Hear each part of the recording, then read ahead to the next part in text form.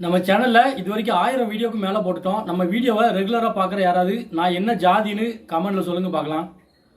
யாரும் தப்பா நினைச்சுக்கிட வேண்டாம், என்னடா இப்படிலாம் பேசுறானே அப்படின்ட்டு. ஏன்னா நான் இப்போ ரீசெண்டாக போட்ட ஒரு வீடியோவில் தாழ்த்தப்பட்ட ஜாதியிலேருந்து ஒருத்தரை எடுத்து எங்கள் ஊரில் குடிமகனாக வச்சிருக்காங்க அப்படிங்கிற ஒரு வார்த்தையை சொல்லிட்டேன். அது நிறைய பேரை காயப்படுத்துகிற மாதிரி இருந்துட்டு அவங்களாம் நெகட்டிவாக ரொம்ப கமெண்ட் பண்ண ஆரம்பிச்சிட்டாங்க.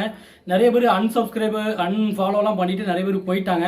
நிறைய பேர் தொடர்ந்து வாட்ஸ்அப்பில் கால் பண்ணிலாம் திட்டுறாங்க. நாங்கள் தாழ்த்தப்பட்ட ஜாதினா அப்போ நீ யாரா அப்படின்னு சொல்லலாம் கேட்குறாங்க.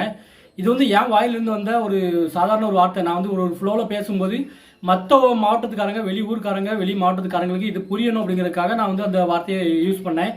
இப்போ சாதாரணமாக ஒரு குறிப்பிட்ட சமுதாயத்தில் இருந்து அப்படின்னு சொல்லி சொன்னால் அவங்களுக்கு அது எந்த அளவுக்கு ரீச் ஆகும் அப்படின்னு தெரியல. இது இந்த தாழ்த்தப்பட்ட ஜாதி அப்படிங்கிறது கவர்மெண்ட்லேருந்தே ஒரு 3 பிரிவாக பிரித்து வச்சிருக்காங்க. இது எல்லாருமே தெரிஞ்சிருக்கும். ஒடுக்கப்பட்டோர், தாழ்த்தப்பட்டோர், பிற்படுத்தப்பட்டோர், இந்த மாதிரி பல இதை பிரித்து வச்சிருக்காங்க. இந்த மாதிரியான ஒரு வார்த்தைலாம் இயல்பு, இது ஒரு சாதாரண வார்த்தை அப்படிங்கிற ஒரு எண்ணத்தில் நான் அந்த வார்த்தையை யூஸ் பண்ணிட்டேன். அதே மாதிரி இது நிறைய நியூஸ்லலாம் கூட சொல்கிறாங்க. இந்த மாதிரி ஒடுக்கப்பட்டோர், தலித்து, இவங்க இந்த தாழ்த்தப்பட்டோர், பிற்படுத்தப்பட்டோர், இந்த மாதிரியான வார்த்தையெல்லாம் யூஸ் பண்ணுறதுனால இது ஒரு சாதாரணமாக இருக்கும், இதெல்லாம் ஒன்றும் பிரச்சனை ஆகாதுன்னு நினச்சி அந்த வார்த்தையை யூஸ் பண்ணேன்.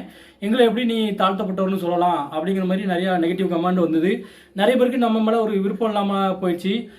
அதனால தான் அந்த விளக்கம் கொடுக்கணும் அப்படிங்கிறதுக்காக தான் நான் அந்த வீடியோவை போட்டுக்கிறேன். இது மற்ற மாவட்டத்துக்காரங்களுக்கு, வெளி மாவட்டத்துக்காரங்களுக்கு புரிதலை வர வைக்கணும் அப்படிங்கிற ஒரே ரீசனால் மட்டும் தான் நான் அந்த வார்த்தையை சொல்லியிருந்தேனே தவிர என் மனசில் எதுவுமே கிடையாது. ஜாதி ரீதியாக நான் இது வரைக்கும் எங்கள் ஊரில் ஒரு வீடியோ போட்டால் கூட ஊரில் தூரத்தில் எங்கள் ஜாதியோ இல்லை அந்த ஏதாவது ஒரு சிம்பிள் தெரிஞ்சால் கூட நான் அதை ப்ளர் பண்ணிவிட்டு முடிஞ்ச அளவுக்கு என்னோட ஜாதியை இது வரைக்கும் நான் அடையாளம் காட்டினதே கிடையாது. ஜாதியை நான் இதுக்குள்ளே கொண்டுட்டு வரவே இல்லை. இன்னொன்று ஜாதிங்கிறது மேலே எனக்கு பெரிய அளவில் உடன்பாடே கிடையாது. ஜாதிங்கிறத நான் சின்ன வயசுலேருந்து பார்த்ததும் கிடையாது. ஏன்னா நான் 15 வயசுலேயே நான் வெளியூர் போயிட்டேன். வெளியூர்லேயே ரொம்ப வருஷமாக நான் இருந்ததுனால எனக்கு இந்த ஜாதி மேலே பெரிய அளவில் உடன்பாடும் கிடையாது. நீங்கள் யாரும் என்னை தப்பாக நினைக்க வேண்டாம். ஒருவேளை இவன் இந்த ஜாதியில் இருப்பானோ, அந்த நம்மளை ஒரு சிலர் அந்த மாதிரி நினைக்கிறாங்க. ஏன்னா இப்போ அவங்களோட வழி அவங்களுக்கு தான் தெரியும். அவங்க நிறைய கஷ்டப்பட்டதுனால இவனும் அந்த கௌரவத்தில் இது பண்ணுறான், நம்மளை இழிவாக பார்க்குறாங்க அப்படிங்கிற எண்ணம் யாருக்குமே வேண்டாம். நான் யாரையுமே இழிவாக பார்க்கல. மனசளவில் நான் எல்லாருமே சமமாக தான் பார்க்குறேன். அதேமாதிரி என்கிட்ட யாராவது ஜாதின்னு கேட்டால் கூட நீங்கள் வாட்ஸ்அப்பில் கேட்டிருந்தா கூட உங்களுக்கு பதில் வந்திருக்காது. நான் திட்டி தான் விட்டுருந்துருப்பேன். இதில் நான் யாரையுமே கஷ்டப்படுத்தணும் அப்படிங்கிறதுக்காக நான் அந்த வீடியோ போடலை. இதில் யாரும் நிறைய பேர் தப்பாக நினச்சிக்கிட்டாங்க. இதே மாதிரி இதில் நான் தப்பான வார்த்தையை நான் யூஸ் பண்ணலை அப்படிங்கிறத நான் தெரிவிச்சுக்கிறேன். நிறைய பேருக்கு இது கஷ்டமாயிடுச்சு, இந்த மாதிரி தாழ்த்தப்பட்ட ஜாதின்னு சொல்லிட்டான் அப்படிங்கிறதுக்கு. அதனால் நீங்கள் வருத்தப்படுறவங்களுக்கு என்னென்னா இப்படிலாம் சொல்லிட்டீங்க எங்களை அப்படிங்கிற மாதிரி நீங்கள் வருத்தப்பட்டீங்கன்னா நான் கண்டிப்பாக உங்கள்கிட்ட சாரி கேட்டுக்கிறேன்.